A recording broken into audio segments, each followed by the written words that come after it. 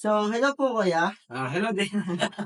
Kayo po ay galing na pong Saudi. Oo, Tapos, ano pong naging trabaho niyo po ulit sa Saudi? naging akong field compliance coordinator sa isang Aramco project. Then ngayon po ay babalik na po ulit kayo sa Saudi. Bakasyon na ako ngayon ng 28 days, then after the 28 days, babalik din ako sa Saudi. Galing naman po. So, kamusta po yung 1 year na pagtatrabaho niyo sa Saudi? Ayos naman, ng 1 year. Yung first 3 months lang medyo mahirap. After no, di normal na.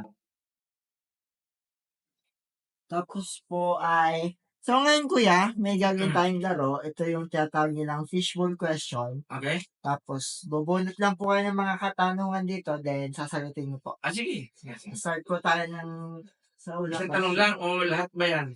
Ano na po, kahit mga hanggang 3 lang.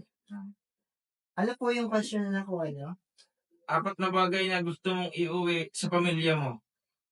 So, ano po yung 4 na bagay na gusto niyong iuwi sa pamilya niyo? Siyempre, yung una, cash. Pangalawa, yung konting jewelries. Yeah. Pangatlo, yung laro ng mga bata.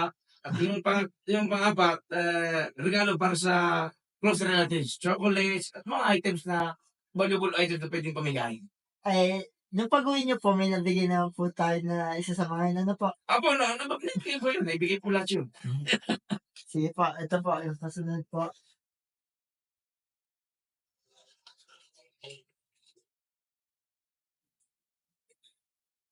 Bakit mo gusto magtrabaho sa abroad maliban sa malaking sahod? Ito ba napaka-basic lang sa akin to para siyempre, maliban sa malaking sahod, ay magiging tayo ng experience doon. Mas magandang experience kasi sa abroad compared sa local. Kaya kung ako ay for good na, mas magandang experience yun.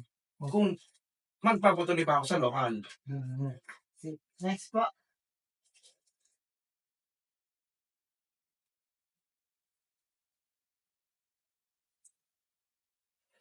Tatlong tao na nais o gusto mong pasalamatan. Okay? Una, siyempre, ang Panginoon. Kasi hindi naman lahat ng nangyayari sa akin ngayon ay hindi dahil sa kanya. Binigyan niya ako ng lakas ng loob, lakas ng katawan, at tibay ng kaisipan para malagpas ang tinatawag nating homesick within 3 months. Pangalawa, siyempre, yung mga relatives ko, families, na nagbigay sa akin ng suporta during that time. Pangatlo, tatlong RRJM. Hindi dahil sa kanila, kung hindi na ako natawagan during that interview, baka wala rin ako. Ano po? Maraming po salamat sa RRJM. Then, ito po yung isang bonus question lang. Okay. So, ano po yung gusto yung ibigay na mensahe sa pamilya nyo? Sa pamilya nyo po? Sa pamilya ko, ito, patuloy na magtiwala sa habang ako'y malayo, patuloy silang manalangin habang ako'y malayo, dahil wala silang pamilya. Sana'y, yun nga, magandang kalusugan para sa kanila at iligtas sila sa anumang pamahakan habang ako'y wala. Yun lang. So, salamat po sa pagpalit po ng interview. Then, have a safe flight po sa pagbalik nyo sa ibang bansa. Then, enjoy po yung stay nyo po sa Pilipinas. Maraming salamat sa RJM.